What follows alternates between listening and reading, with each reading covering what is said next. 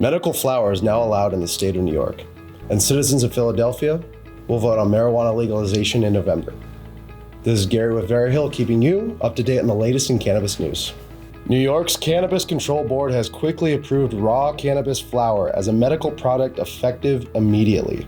In addition to approving flower, doctors can now approve medical patients, and the $50 registration fee for patients is now waived.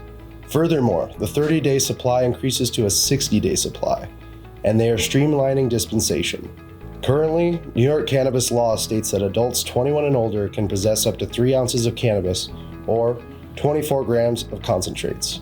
The meeting was apparently quick and lasted about as long as an episode of Seinfeld, which was roughly around 30 minutes. Next, the city of brotherly love will get a chance to let their representatives know how they feel about cannabis in November. Citizens will exercise their voice with a referendum on marijuana legalization on the ballot in November. Multiple Pennsylvania cities, including Philadelphia, have decriminalized low-level cannabis possession.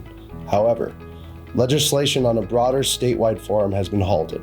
While the measure would not make any immediate changes to the law, if approved by the voters, it will add pressure on state legislators to legalize cannabis. A notable Republican Pennsylvania senator and former federal law enforcement agent, Mike Regan, announced on Monday that he will be filing a bill to legalize marijuana in Pennsylvania. Multiple senators and representatives across the aisle have all voiced their support for reform.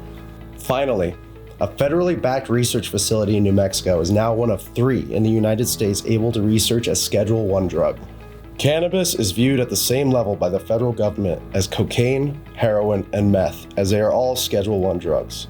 The new facility in Grants, New Mexico, is being funded by the Bright Green Corporation and chose the area because of its climate.